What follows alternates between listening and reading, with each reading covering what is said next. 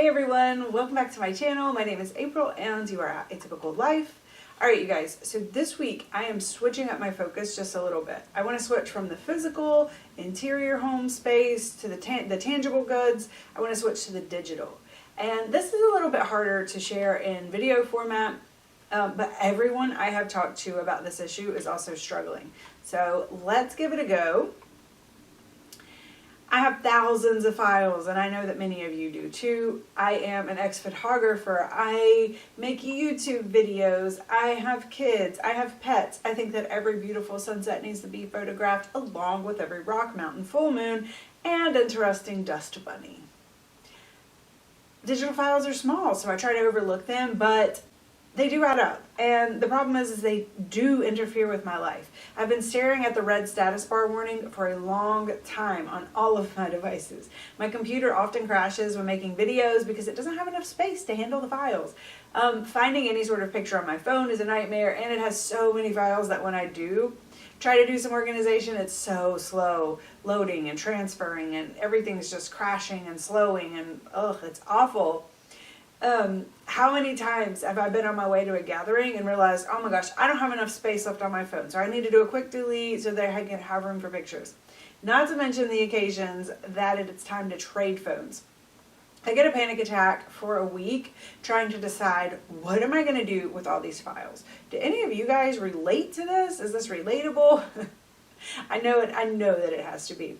So I really enjoy sharing my photos with my friends and family, and I do like to do like little nice projects for people. So being able to retrieve and find photos is a real concern for me. So how in the hello are we going to solve this problem of organizing thousands of photos?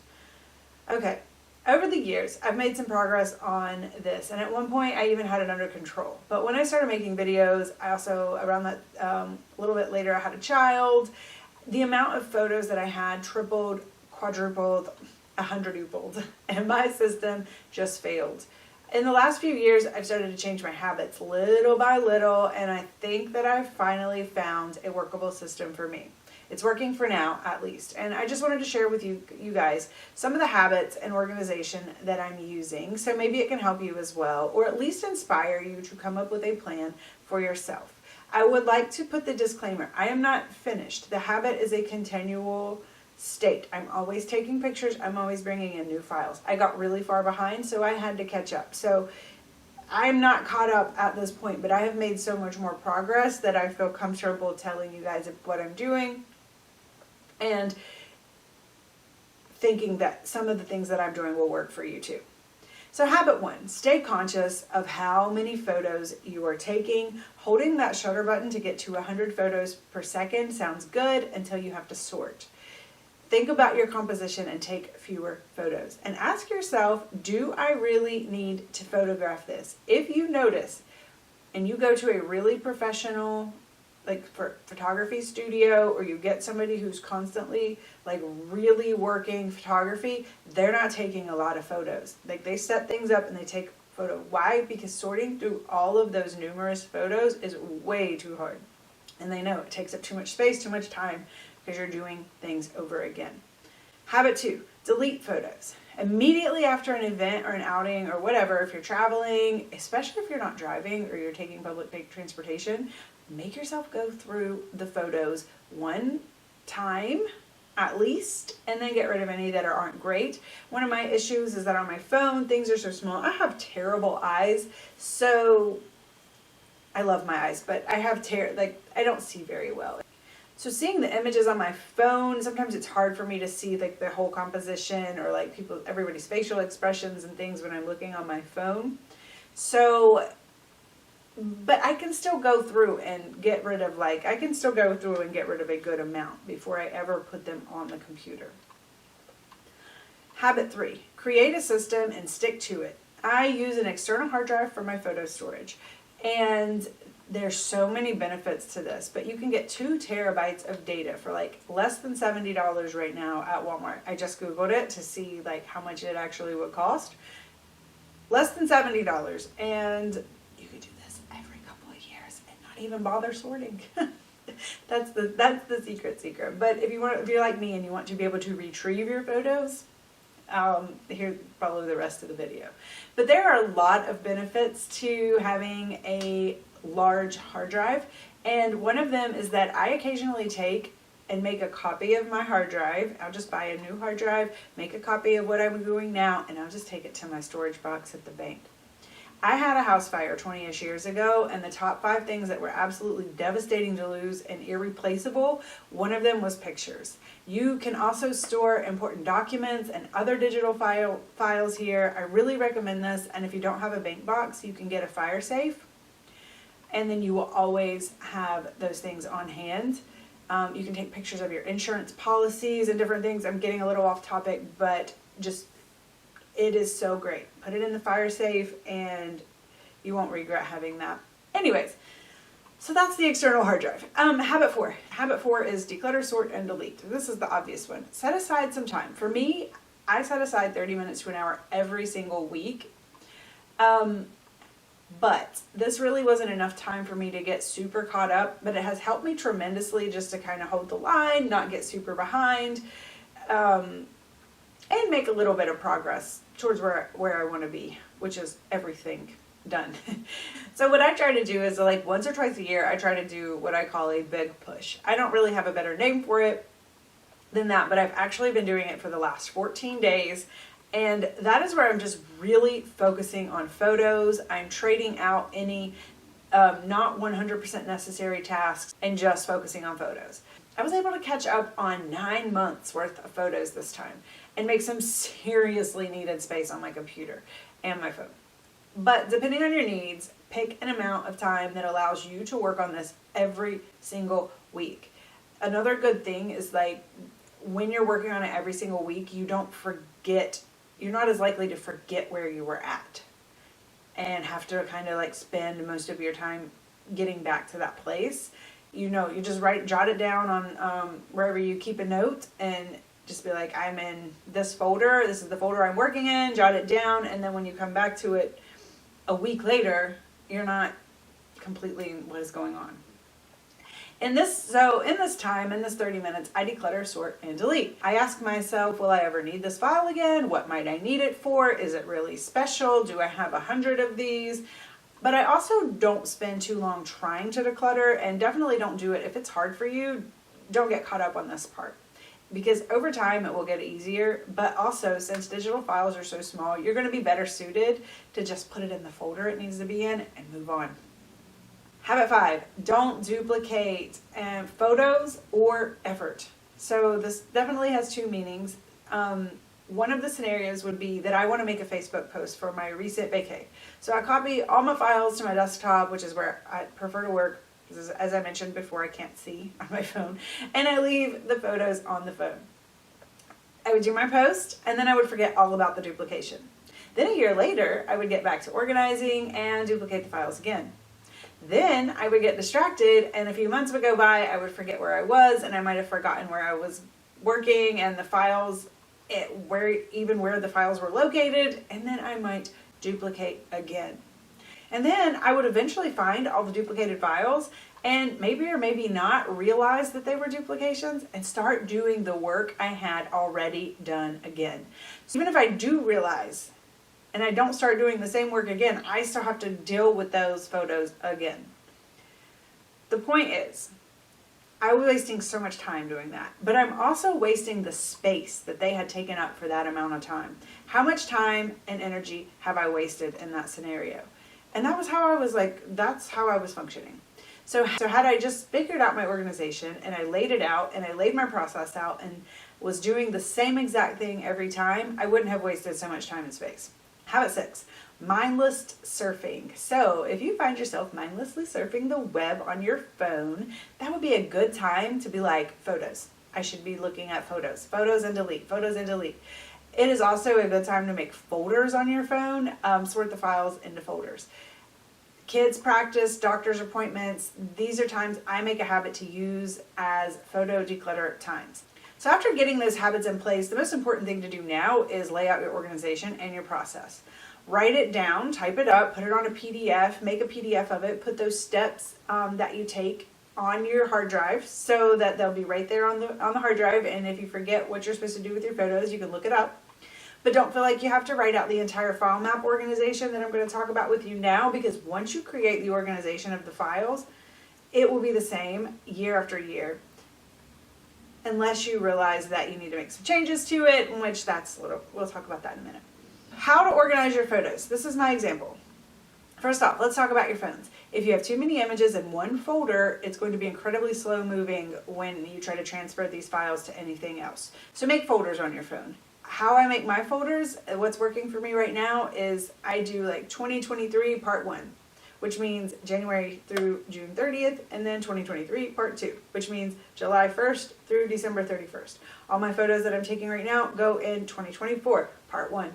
This keeps the folders small enough so it's not impossible to find what you're looking for, but large enough that I don't have a million folders on my phone and I'm like, this goes here, because that also is incredibly time consuming. So on the hard drive, or you can even do it on a memory card. You can do it on any kind of storage, okay? Or on your computer. On the hard drive, you need to take a minute and plan the types of content that you usually have. My main folders are documents, music, phone, photos, videos. Some files can fall into more than one category, and sometimes if I have one that I find myself trying to duplicate, I'll create like a folder and label it with the directions. So in my, I meant to look this up before I filmed. In my YouTube videos, I have like a photos file and it says see video. I don't remember. I hate it, but I'll put the picture on the screen so that you can see it. I'm sorry, I can't remember what it says, but it has the directions, like where, don't put the files in here, put them in this place. Documents obviously are what I mentioned earlier. Most of you know what documents are, but copies of important stuff. Also, just anything that I really want to keep that would likely be on paper. Some of my internal folders are history topics, ancestry, journaling, artwork, resumes, classwork. Music is a copy of my digital music library. Phone, this is where I typically dump my phone when it's time to get a new one. My goal is for this to be a temporary storage spot. It's usually not sorted, but you know, this is what we're working on here. So photos, this is where we're going to deep dive into this one in depth. So we'll come back to this. Videos is anything social media related, and I should probably change the name, but I knew what I meant, and yeah. Okay. Photos, first category, professional versus personal. Most of you guys and myself even anymore, I don't really have to worry about the professional side. I don't, but if you do photography for money, you should separate those from your personal. Personal, by year and or topic. The easiest part is yearly. Each year gets its own folder and then topics. Let's talk about topics now. I have several recurring topics that I like to keep in their own folders. Some examples are photos of my garden, a decluttering folder. I like to photograph my treadmill screen to keep a documentation of my workouts, but these are typically things that I'm prone to either use for analyzing patterns of some sort, like the workouts. I really only reference these if I'm like having some kind of like workout related issue and I'm curious about what I was doing at a certain point in my life. You know, 3 years ago I was able to run 4 miles at this speed and now I'm running at this speed, you know, that kind of stuff. That's really the only reason I'm keeping it. But it also keeps stuff like that that's just kind of boring out of the way of the more enjoyable images. But you get the point. Any type of comparison type series, like decluttering is a good one, so I can see over the years what I've gotten rid of. Ancestry, any old photos of my family that I'm lucky enough to acquire or get to take a picture of or find on the internet. Or anything just interesting that I read and I just take a picture of it and put it on there. So I use photography as a way to do a lot of things in my life. If you're not picking up on that yet. But I also have a random folder for myself, and then a kid random folder, and then a pet random folder. And these are all those cute snaps that you get on the daily of the cat sleeping in the window. Cat random folder. Kid snuggling a bunny. Kid random folder. Rando selfie or pic of your favorite person. My random folder. A lot of my images fall into the random folder, but then you need something for holidays, travel, things that aren't recurring, but that you might have taken a lot of photos at this specific time. And it should be in its own folder. You don't want to bog down your random folder with, I don't know, like I can take a couple hundred pictures while I'm on vacation. You know, I don't know if that's abnormal or not, but I can take, I do take a lot of pictures. Also, anything that you are likely to retrieve by date, birthdays, concerts, vacations. But these folders are dated for me so that they stay in chronological order, and then they're labeled exactly what they are. So it's nice because you can look at your year in a glance, and you aren't only finding your photos, but you're keeping a document and a little bit of a history of your year, and you can always just reference that there. The next thing, so making adjustments. One of the reasons I feel like that we fail to organize sometimes is because we're scared of getting it wrong. And I think that that's what happened to me with the photos, because I'm like, if I do this and I do it wrong, I'll have to do it again, and I can't handle that. But after I did it, after I got started and I started just going with a system, I picked a system and I created my system and I just committed to it, I realized that I am able to make adjustments, and it's actually not that bad. So sometimes when I'm sorting, I see that I need a new topic folder, that I have a topic folder that I'm just not really using. And that's okay. Your system doesn't have to be perfect or exactly the same for every single year, forever. So you can make the adjustment and then do the new thing from here on out. And that is mostly it. It is simple, but incredibly time consuming.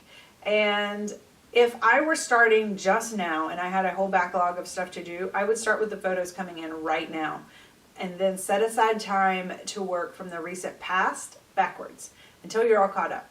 It may literally take you years. It has taken me years, and I'm still 9 months. I still have 11 months of photos that are not sorted. So all of 2023 basically is not sorted yet. I've been working on this for years, but I only have 1 year left. I've been working on this for years. But I did just start the 30 minutes. I just started that in the last two years, I think. So I've only been really working on this for years. I had been intermittently like trying to figure out and spinning my wheels longer than that. So in the last 2 years, I've made really significant progress. So it might take you years to get caught up, but doing some is better than not having any of it, right? Or you could just try it and see if it's working for you and start from here on out and leave the rest of the stuff, like I said, unsorted, put it on a hard drive and leave it unsorted. But it's just so worth it. It's so worth it to be able to retrieve to be able to use your stuff and do like fun Facebook posts or fun social media posts or fun GIFs or I don't know, just different things. I just really enjoy it. I know the system isn't for everyone. I am a maximalist. I am not a minimalist. I know it's time consuming, but I've not come across any sort of photo organization that is just not that way. I have not found the magic. If you guys have it, let me know. But if keeping lots of photos is important to you, but you also want to be able to retrieve them and use them for things or just look back and enjoy them, this organization and these habits are working pretty well for me. And I feel comfortable sharing it with you. So let me know how you handle massive amounts of digital clutter, especially photography. And I'm always looking for ideas to improve. I'm not done growing yet. And that's all I have for today, and I'll see you guys soon.